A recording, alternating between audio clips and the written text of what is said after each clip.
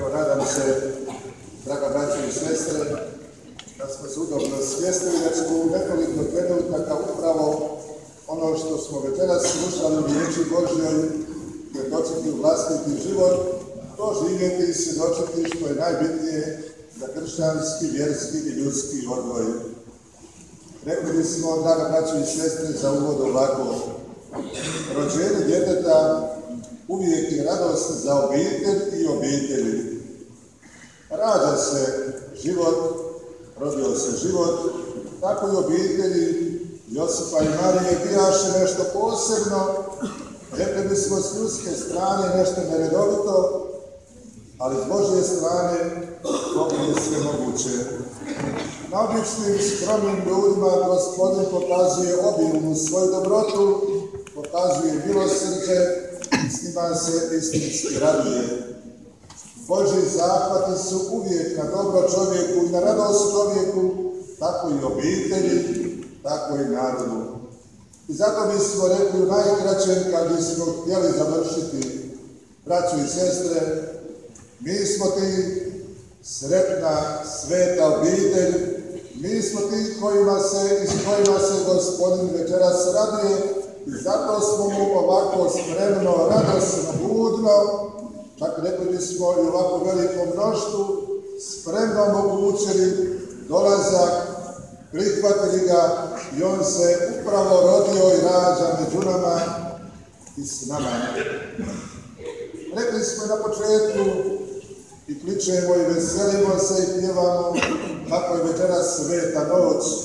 Večeras je upravo, draga braćo i sestre, upravo noć u kojoj uz molitvu i pjesmu osjećamo i ljepotu i ozbiljnost važnog događaja za sve nas, a to je rođenje Isusa iz Nazareta, rođenja Krista Spasitelja, začetnika i dovršitelja naše vjere.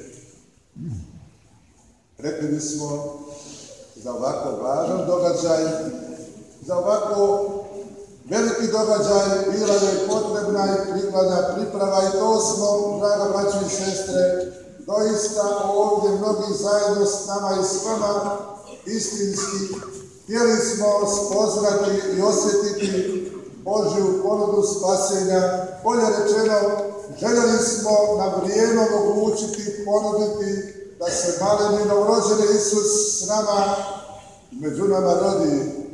I upravo smo se pripremali kroz 4 tjedna do Šašća.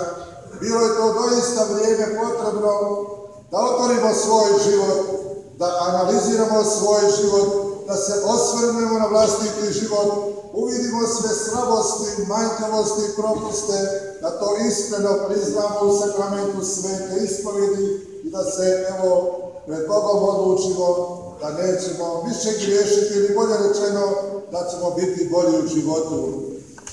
Ko nas je na to hrabrio, ko nas je na to pozivao, najčešće,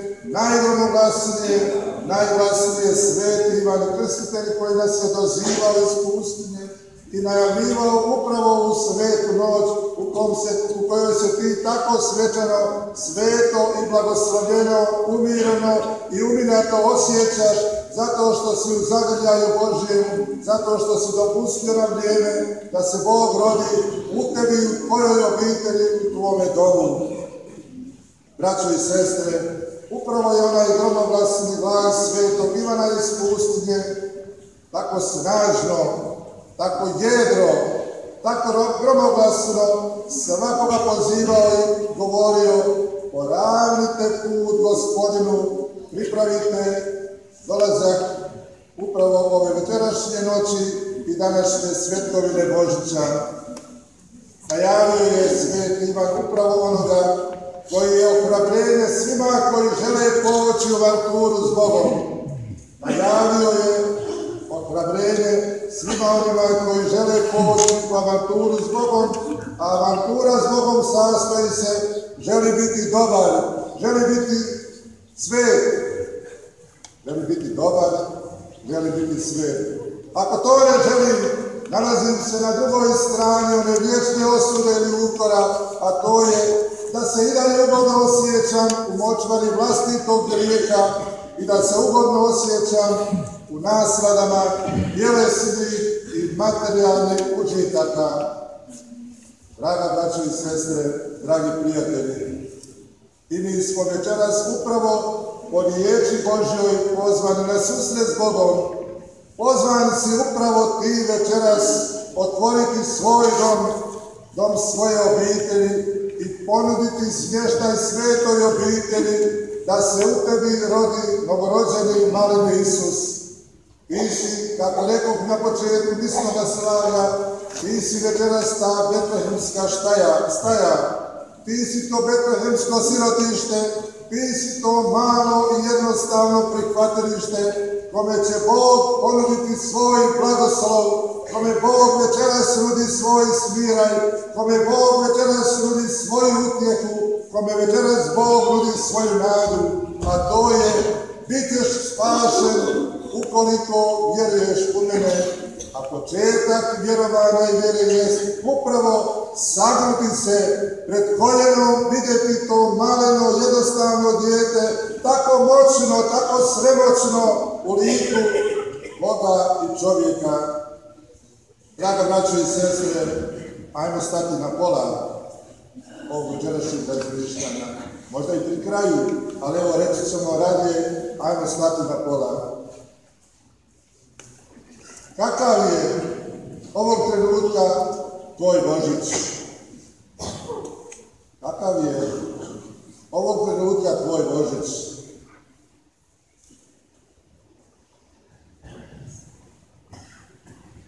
Čekaš li ga u punoj punini? Čekaš li ga da se ostvari u svojoj punini? Vjerujem da je odgovor da. Možda ima i ne, možda ima i suzdržani, ali evo, da bi Božić bio u svojoj punini večeras, danas, sutra i u sve vjekove ostvaren u tebi, baš u tebi, ne u nekom tamo 10. Baš u tebi, on bi trebao biti ovakav ili sličan. Božić je, draga braćo i sestre, tamo gdje si ti. Božić je tamo upravo gdje si ti spreman prihvatiti Boga i primiti Boga u svoj život. Tamo gdje osjećaš da nisi baš onakav kakav te Bog želio vidjeti u svojim očima. I upravo Božić je ondje gdje ti nisi onakav kako te Bog želi, i zato si spreman promijeniti sve loše stvari, spreman si promijeniti sve loše običaje, navike na bolje. Ako nisi zadovoljan s prvom ponudom, evo sljedeće. Božić je, draga braćo i sestre, tamo gdje ti imaš vremena za bližnjega. Prvo u obitelji, supruga, suprug, dijete, prijatelj, susjed, rođak, tamo gdje si spreman prihvatiti i svakoga, pa čak i onoga ko ti nije simpatičan, ko ti nije drag. I zato ga prihvaćaš kao brata i sestru, i gdje uvijek nije baš sve po tvojoj volji. Tu je Božić. Možda si zatečen sa ovakvom Božjom ponudom. Božić je, draga braćo i sestre, i tamo gdje si ti osjećaj za drugoga nadrastao, upravo osjećajem sebičnosti, i gdje počinješ osjećati ljepotu Božjega puta. Božić je i tu. Božić je tamo, draga braćo i sestre, upravo tamo gdje si ti spreman mijenjati ljude, ali prvo promijeniti sebe, preobražavajući i shvaćajući da je Bog uvijek s tobom, da je Bog uvijek s njima, te da ne treba posebne prigode da bi iskazali tom drugome osjećaj dobrote, ako ta dobrota nije učinjena prvo prema meni. Draga braćo i sestre, evo nekoliko ponuda, evo nekoliko istraživanja gdje mogu pronaći Božić u sebi. Ako nisi prihvatio ni jednu od ponuda i ovo ne shvaćaš, onda, dragi brate i sestro, sve je ostalo vanjština, sve ostalo je folklor, sve ostalo su kozmetičke promjene koje si činio, da li ispravljajući ukusna jela, da li pripremajući kićeni bor, da li večeras si došao zato što je sused krenuo na ponoćku, a već danas slaveći Božić, sutradan Sveti Stjepan, Sveti Ivan i sve dane, sve plodove radosnoga Božića, ti ćeš tebe pohraniti u svome biću sa strane u ormaru, škrilju, gdje se to hladi, kako bi smo rekli, nek se malo ukisi. Draga braćo i sestre, ako ovako nije, onda nije dobro u našem životu. Onda se pitam i pitajmo se koju tu poruku Božića nosim u svom životu. Koja je to poruka Božića koju ćeš ti večeras dati malenom, novorođenom Isusu? Upravo u hodu kroz ovo moderno tisućljeće. Ono što se zbilo Isusovim rođenjem jest početak novog vremena, novog vijeka, novog rođenja i tako je svaki Božić za one koji nisu spremni raskrstiti, raščistiti sa sobom, sa prethodnim životom, onda je Božić uvijek iznova novi početak, novi zalogaj, novi zaokret za tebe koji nisi spreman promijeniti sebe, a onda ne možeš mijenjati ni druge, nemaš pravo očekivati da se drugi mijenjaju, a ti si statična osoba. To kod kršćana nema. Kršćani su dinamični, pokretni, razgovjetni, komunikativni, a ovo što mi danas živimo, to nije kršćanstvo. Evo, draga braćo i sestre, upravo u ovoj svetoj noći susreli smo se sa ovako ozbiljnim pitanjima i neizbježnim pitanjima koje se tiču mene, tiču se tebe. Neovisno o tome stojimo li na kršćanskoj predaji ili nekoj drugoj, imamo u nju povjerenja ili nemamo. Evo, drago braćo i sestre, analizirajući vrijeme, ili bolje rečeno, analizirajući vremena u kojima živimo i kako ih živimo, možemo zaključiti kako smo umorni od slike tog čovjeka koju ti tako subjektivno i sebično stvaraš. Umorni smo od te slike svijeta i zato ti Bog u ovoj svetoj noći nudi to svjetlo Betlehema, to svjetlo Isusa Krista, da otvoriš svoje oči, ne kaže zaludu mudrost stara, zlo u tami očima, a na svjetlu oslijepi. Zato smo, dragi braćo i sestre, i večeras spremni moliti Isusa da intervenira u mom životu. Molim te, Isuse, interveniraj u mom životu, interveniraj u mojoj obitelji, interveniraj kod mojih rođaka, da se otople odnosi, jer ovako više ne ide. Umoran sam od tog vapaja da se svijet promijeni, a ja stojim poukopan najjačom arhitekturom i statikom sazidanim, a očekujem da se svijet otopli. Kreni, otopli svoj život i vidjet ćeš kako se otopljava i život drugoga. Zato, draga braćo i sestre, molimo večeras, posebno molite vi koji nemate osjećaj kršćanskog, ljudskog i vjerničkog odnosa. Zato što smo zakopani u blatu vlastitog grijeha ili još uvijek uživamo u materijalnom i tjelesnom užitku, a i to nas ne zadovoljava. Zato molimo Isusa da pošalje svoju riječ, da nam progovori onim govorom koji smije biti običan, jednostavan, svakodnevni govor meni kao bratu, tebi kao sestri. To treba biti jasan govor, živa riječ, ta riječ koja se pretače iz misli u riječi, zatim u djela. Misao, riječ, djela i koja diraju svakoga ponaosobno, a posebno mene koji želim da Bog intervenira u mom životu. A onda ta riječ čini mnogo. To je riječ koja preporađa sve. Ona poziva ljude svega svijeta da odlože oružje, međusobnih svađa, međusobne netrpeljivosti, razdora, mržnje, ogovaranja, svađe, pokolja, progonstva, nasilja i da se obrate i vrate riječi Božjoj i sluhu Božjem. To, nažalost, biva među nama. To, nažalost, biva među kršćanima i među nama koji se i poznajemo i ne poznajemo. I evo, na kraju, draga braćo i sestre, dragi prijatelji, ovaj naš večerašnji skup i mnogi nebrojni skupovi svega svijeta i kršćana diljem svijeta samo su jedan vidljivi znak i pečat te svijetle istine. Kroz povijest svijeta Krist je uvijek nazočan, Krist je uvijek djelotvoran.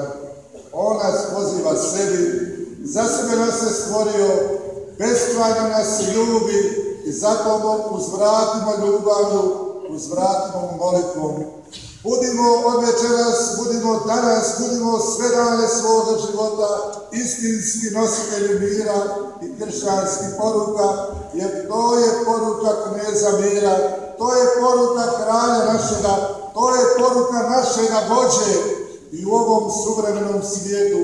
Jer uviđamo, sve druge vođe su nas varale, lagale i još uvijek nas lažu. I mi vjerujemo, a ovaj knez, kralj mira, nikad nas nije prevario i neće nas prevariti ni onog dana i kad dođemo i možda i grešni. Neće nas nikad prevariti, jer čini mi se da rekao svetoj Faustini i najveći i najokorjeli grešni može očekivati moje milosrđe ako mi istinski pristupi kao pokajnik, kao raskajani razbojnik.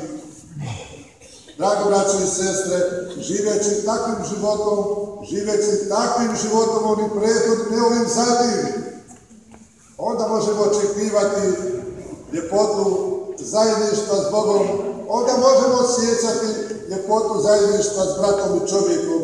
Bićemo onda sposobni nadvladati sve poteškoće i rada, i mira, i ogovaranja, i svih drugih slabosti koje nas zatiču u svjesnom i nesvjesnom stanju. Onda ćemo, drago braćo i sestre, i sebi, ali i svome potomstvu i u svojoj obitelji moći zajamčiti bolji život, sretniji život, radosniji život. Onda nećemo se žaliti na tmurna vremena, žalit ćemo se na tmurne ljude u kome si ti vrlo bitan čimbenik. Ti si onaj koji donosiš vedrinu ovome svijetu. Ti si onaj koji donosiš radost ovome svijetu. Ti si onaj koji donosiš pozitivnu nadu ovome svijetu. Vidi jesi li to ti. Vidi, upravo provjeri večeras u ovoj svetoj noći, kada nas je ovdje pozvala i zadržala riječ Božja, ovdje nas je pozvao maleni novorođeni Isus i rekao: tebi govorim, tebe očekujem, otvori se, otopli se, dočekaj me, ponudi mi svoj smještaj, ponudi mi da se rodim u tvojom životu, da bude to betlehemsko svjetlo, to sirotište, ta betlehemska staja, da budeš ti to taj, a ne neko 10. a ne neko 13. Evo, draga braćo i sestre, ako ovakvim mislima budemo večeras pošli svojim domovima, osjetit ćeš već na pragu svoga doma radost i blagoslov Božića kojima svima želim večeras. Neka je sretan i blagoslovljen. Amen. Hvala Isus i Marija.